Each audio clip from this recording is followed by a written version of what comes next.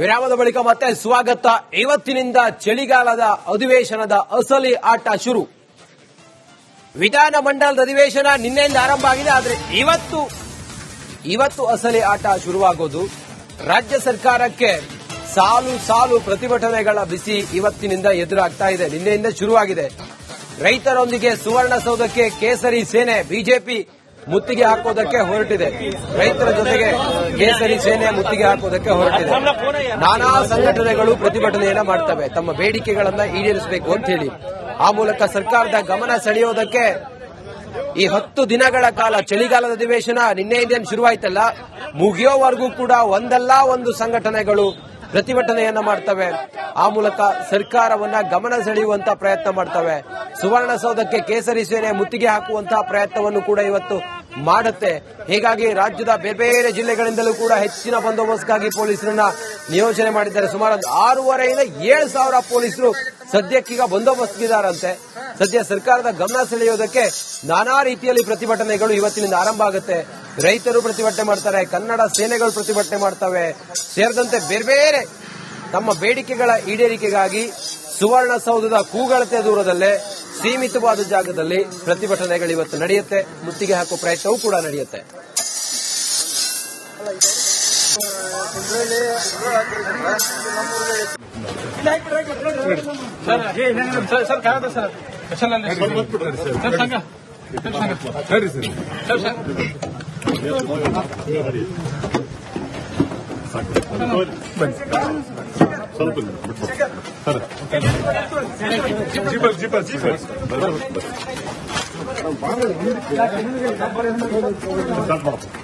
ಸುವರ್ಣಸೌಧಕ್ಕೆ ಮುತ್ತಿಗೆ ಹಾಕೋದಕ್ಕೆ ಕೇಸರಿ ಸೇನೆ ಎಲ್ಲಾ ರೀತಿಯಲ್ಲೂ ಕೂಡ ತಯಾರಿಯನ್ನ ಮಾಡಿಕೊಂಡಿದೆ.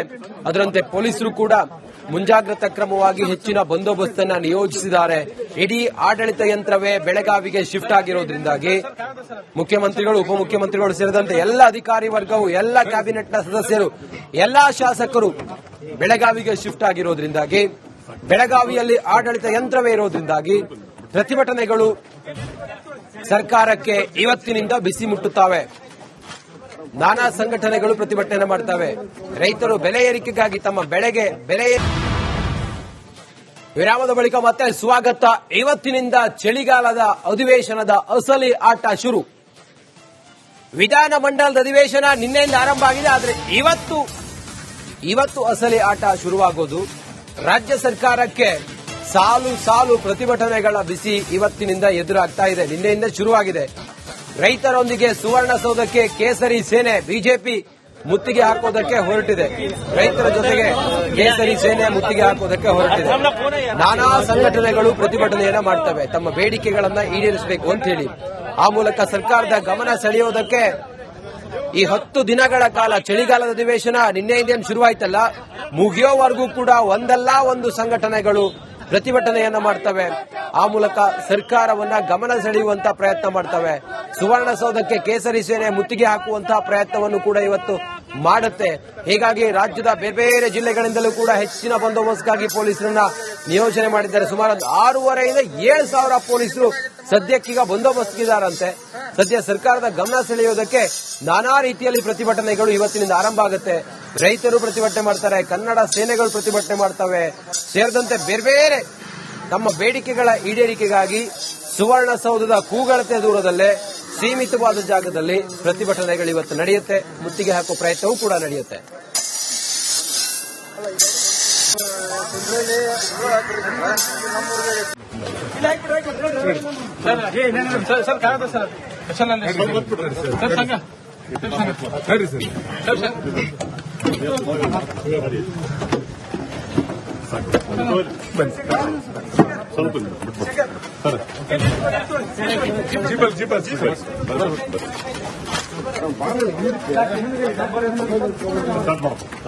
ಸುವರ್ಣಸೌಧಕ್ಕೆ ಮುತ್ತಿಗೆ ಹಾಕೋದಕ್ಕೆ ಕೇಸರಿ ಸೇನೆ ಎಲ್ಲಾ ರೀತಿಯಲ್ಲೂ ಕೂಡ ತಯಾರಿಯನ್ನ ಮಾಡಿಕೊಂಡಿದೆ. ಅದರಂತೆ ಪೊಲೀಸರು ಕೂಡ ಮುಂಜಾಗ್ರತಾ ಕ್ರಮವಾಗಿ ಹೆಚ್ಚಿನ ಬಂದೋಬಸ್ತನ್ನ ನಿಯೋಜಿಸಿದ್ದಾರೆ. ಇಡೀ ಆಡಳಿತ ಯಂತ್ರವೇ ಬೆಳಗಾವಿಗೆ ಶಿಫ್ಟ್ ಆಗಿರೋದ್ರಿಂದಾಗಿ ಮುಖ್ಯಮಂತ್ರಿಗಳು, ಉಪಮುಖ್ಯಮಂತ್ರಿಗಳು ಸೇರಿದಂತೆ ಎಲ್ಲ ಅಧಿಕಾರಿ ವರ್ಗವು, ಎಲ್ಲ ಕ್ಯಾಬಿನೆಟ್ನ ಸದಸ್ಯರು, ಎಲ್ಲಾ ಶಾಸಕರು ಬೆಳಗಾವಿಗೆ ಶಿಫ್ಟ್ ಆಗಿರೋದ್ರಿಂದಾಗಿ, ಬೆಳಗಾವಿಯಲ್ಲಿ ಆಡಳಿತ ಯಂತ್ರವೇ ಇರೋದ್ರಿಂದಾಗಿ ಪ್ರತಿಭಟನೆಗಳು ಸರ್ಕಾರಕ್ಕೆ ಇವತ್ತಿನಿಂದ ಬಿಸಿ ಮುಟ್ಟುತ್ತವೆ. ನಾನಾ ಸಂಘಟನೆಗಳು ಪ್ರತಿಭಟನೆ ಮಾಡ್ತವೆ. ರೈತರು ಬೆಲೆ ಏರಿಕೆಗಾಗಿ ತಮ್ಮ ಬೆಳೆಗೆ ಬೆಲೆ ವಿರಾಮದ ಬಳಿಕ ಮತ್ತೆ ಸ್ವಾಗತ. ಇವತ್ತಿನಿಂದ ಚಳಿಗಾಲದ ಅಧಿವೇಶನದ ಅಸಲಿ ಆಟ ಶುರು. ವಿಧಾನಮಂಡಲದ ಅಧಿವೇಶನ ನಿನ್ನೆಯಿಂದ ಆರಂಭ ಆಗಿದೆ. ಆದರೆ ಇವತ್ತು ಅಸಲಿ ಆಟ ಶುರುವಾಗೋದು. ರಾಜ್ಯ ಸರ್ಕಾರಕ್ಕೆ ಸಾಲು ಸಾಲು ಪ್ರತಿಭಟನೆಗಳ ಬಿಸಿ ಇವತ್ತಿನಿಂದ ಎದುರಾಗ್ತಾ ಇದೆ. ನಿನ್ನೆಯಿಂದ ಶುರುವಾಗಿದೆ. ರೈತರೊಂದಿಗೆ ಸುವರ್ಣಸೌಧಕ್ಕೆ ಕೇಸರಿ ಸೇನೆ ಬಿಜೆಪಿ ಮುತ್ತಿಗೆ ಹಾಕೋದಕ್ಕೆ ಹೊರಟಿದೆ. ರೈತರ ಜೊತೆಗೆ ಕೇಸರಿ ಸೇನೆ ಮುತ್ತಿಗೆ ಹಾಕೋದಕ್ಕೆ ಹೊರಟಿದೆ. ನಾನಾ ಸಂಘಟನೆಗಳು ಪ್ರತಿಭಟನೆಯನ್ನ ಮಾಡ್ತವೆ, ತಮ್ಮ ಬೇಡಿಕೆಗಳನ್ನ ಈಡೇರಿಸಬೇಕು ಅಂತ ಹೇಳಿ. ಆ ಮೂಲಕ ಸರ್ಕಾರದ ಗಮನ ಸೆಳೆಯೋದಕ್ಕೆ ಈ 10 ದಿನಗಳ ಕಾಲ ಚಳಿಗಾಲದ ಅಧಿವೇಶನ ನಿನ್ನೆಯಿಂದ ಶುರುವಾಯ್ತಲ್ಲ, ಮುಗಿಯೋವರೆಗೂ ಕೂಡ ಒಂದಲ್ಲ ಒಂದು ಸಂಘಟನೆಗಳು ಪ್ರತಿಭಟನೆಯನ್ನ ಮಾಡ್ತವೆ. ಆ ಮೂಲಕ ಸರ್ಕಾರವನ್ನ ಗಮನ ಸೆಳೆಯುವಂತ ಪ್ರಯತ್ನ ಮಾಡ್ತವೆ. ಸುವರ್ಣಸೌಧಕ್ಕೆ ಕೇಸರಿ ಸೇನೆ ಮುತ್ತಿಗೆ ಹಾಕುವಂತಹ ಪ್ರಯತ್ನವನ್ನು ಕೂಡ ಇವತ್ತು ಮಾಡುತ್ತೆ.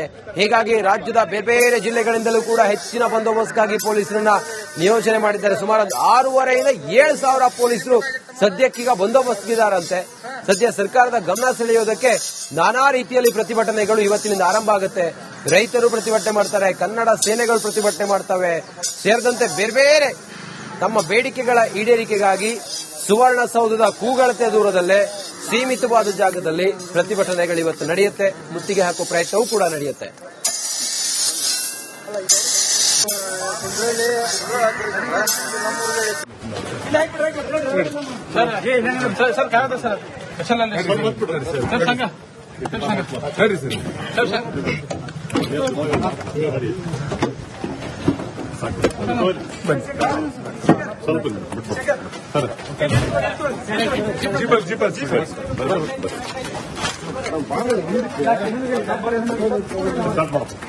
ಸುವರ್ಣಸೌಧಕ್ಕೆ ಮುತ್ತಿಗೆ ಹಾಕೋದಕ್ಕೆ ಕೇಸರಿ ಸೇನೆ ಎಲ್ಲಾ ರೀತಿಯಲ್ಲೂ ಕೂಡ ತಯಾರಿಯನ್ನ ಮಾಡಿಕೊಂಡಿದೆ.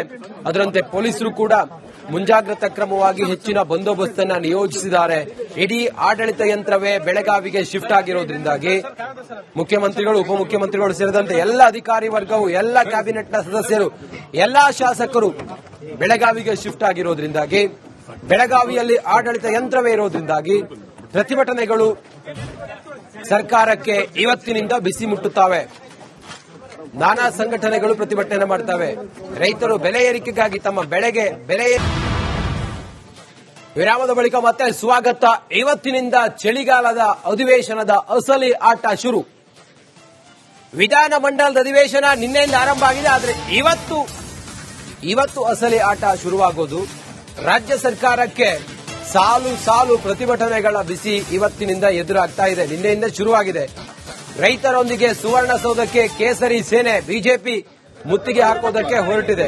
ರೈತರ ಜೊತೆಗೆ ಕೇಸರಿ ಸೇನೆ ಮುತ್ತಿಗೆ ಹಾಕೋದಕ್ಕೆ ಹೊರಟಿದೆ. ನಾನಾ ಸಂಘಟನೆಗಳು ಪ್ರತಿಭಟನೆಯನ್ನ ಮಾಡ್ತವೆ, ತಮ್ಮ ಬೇಡಿಕೆಗಳನ್ನ ಈಡೇರಿಸಬೇಕು ಅಂತ ಹೇಳಿ. ಆ ಮೂಲಕ ಸರ್ಕಾರದ ಗಮನ ಸೆಳೆಯೋದಕ್ಕೆ ಈ 10 ದಿನಗಳ ಕಾಲ ಚಳಿಗಾಲದ ಅಧಿವೇಶನ ನಿನ್ನೆಯಿಂದ ಶುರುವಾಯ್ತಲ್ಲ, ಮುಗಿಯೋವರೆಗೂ ಕೂಡ ಒಂದಲ್ಲ ಒಂದು ಸಂಘಟನೆಗಳು ಪ್ರತಿಭಟನೆಯನ್ನ ಮಾಡ್ತವೆ. ಆ ಮೂಲಕ ಸರ್ಕಾರವನ್ನ ಗಮನ ಸೆಳೆಯುವಂತಹ ಪ್ರಯತ್ನ ಮಾಡ್ತವೆ. ಸುವರ್ಣಸೌಧಕ್ಕೆ ಕೇಸರಿ ಸೇನೆ ಮುತ್ತಿಗೆ ಹಾಕುವಂತಹ ಪ್ರಯತ್ನವನ್ನು ಕೂಡ ಇವತ್ತು ಮಾಡುತ್ತೆ. ಹೀಗಾಗಿ ರಾಜ್ಯದ ಬೇರೆ ಬೇರೆ ಜಿಲ್ಲೆಗಳಿಂದಲೂ ಕೂಡ ಹೆಚ್ಚಿನ ಬಂದೋಬಸ್ತ್ಗಾಗಿ ಪೊಲೀಸರನ್ನ ನಿಯೋಜನೆ ಮಾಡಿದ್ದಾರೆ. ಸುಮಾರು 6,500 ಇಂದ 7,000 ಪೊಲೀಸರು ಸದ್ಯಕ್ಕೀಗ ಬಂದೋಬಸ್ತ್ಗಿದ್ದಾರಂತೆ. ಸದ್ಯ ಸರ್ಕಾರದ ಗಮನ ಸೆಳೆಯೋದಕ್ಕೆ ನಾನಾ ರೀತಿಯಲ್ಲಿ ಪ್ರತಿಭಟನೆಗಳು ಇವತ್ತಿನಿಂದ ಆರಂಭ ಆಗುತ್ತೆ. ರೈತರು ಪ್ರತಿಭಟನೆ ಮಾಡ್ತಾರೆ, ಕನ್ನಡ ಸೇನೆಗಳು ಪ್ರತಿಭಟನೆ ಮಾಡ್ತವೆ, ಸೇರಿದಂತೆ ಬೇರೆ ಬೇರೆ ತಮ್ಮ ಬೇಡಿಕೆಗಳ ಈಡೇರಿಕೆಗಾಗಿ ಸುವರ್ಣಸೌಧದ ಕೂಗಳತೆ ದೂರದಲ್ಲೇ ಸೀಮಿತವಾದ ಜಾಗದಲ್ಲಿ ಪ್ರತಿಭಟನೆಗಳು ಇವತ್ತು ನಡೆಯುತ್ತೆ. ಮುತ್ತಿಗೆ ಹಾಕುವ ಪ್ರಯತ್ನವೂ ಕೂಡ ನಡೆಯುತ್ತೆ.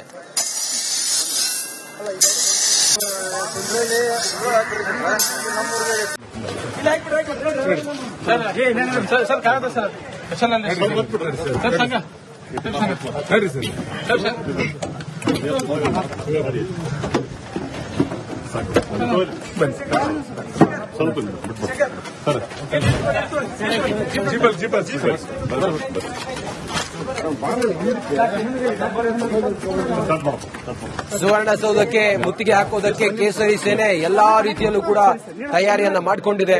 ಅದರಂತೆ ಪೊಲೀಸರು ಕೂಡ ಮುಂಜಾಗ್ರತಾ ಕ್ರಮವಾಗಿ ಹೆಚ್ಚಿನ ಬಂದೋಬಸ್ತನ್ನ ನಿಯೋಜಿಸಿದ್ದಾರೆ.